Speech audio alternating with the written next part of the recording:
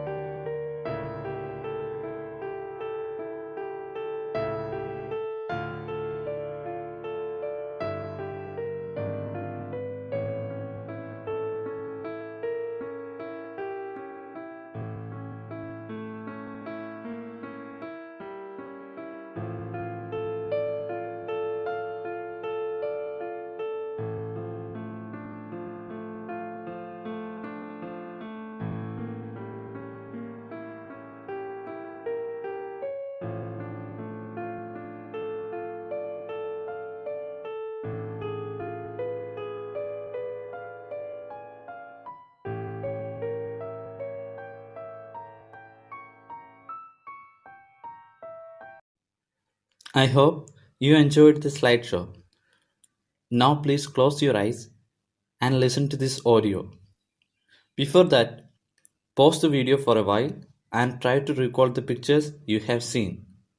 If you want to see the pictures again, please do. Are you all there? Hope that now all the pictures are in your memory. Here we go.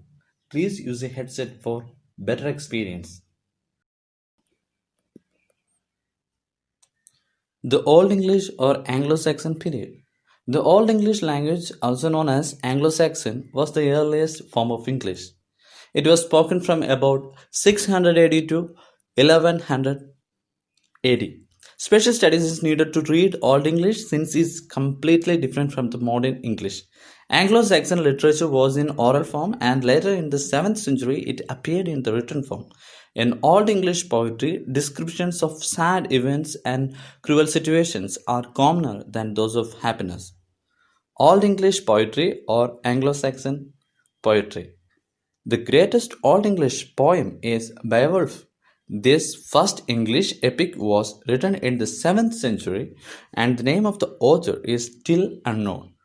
It is a story about the heroic adventures of a hero, Beowulf, in about 3000 lines.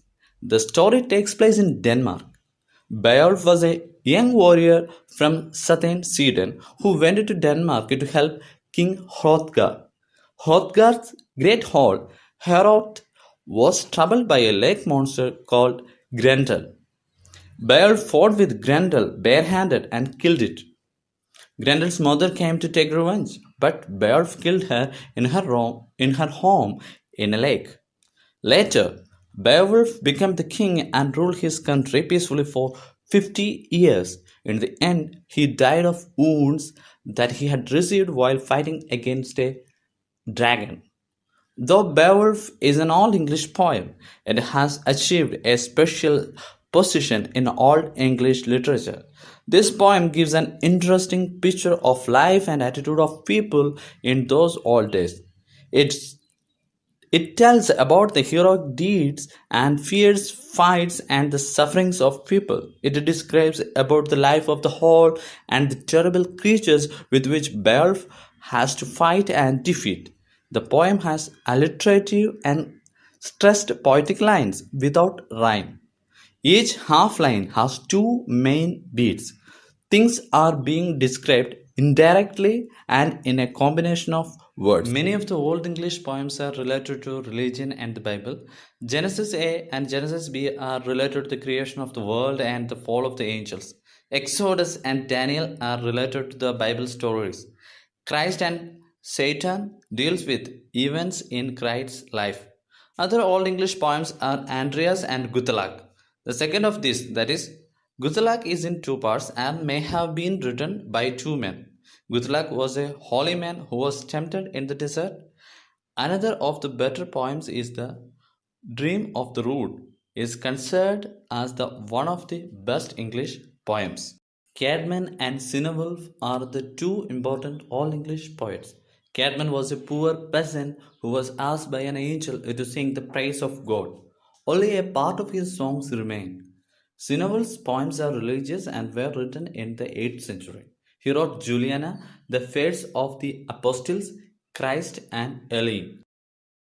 Old English lyrics include Deer's Complaint, the husband's message, the wanderer, and the wife's complaint. Deer is a singer who has lost his Lord's favor, so he complains but tries to comfort himself by remembering other sorrows of the world. On such one, he says, that passed over, this may do so also. There are many other poems in Old English.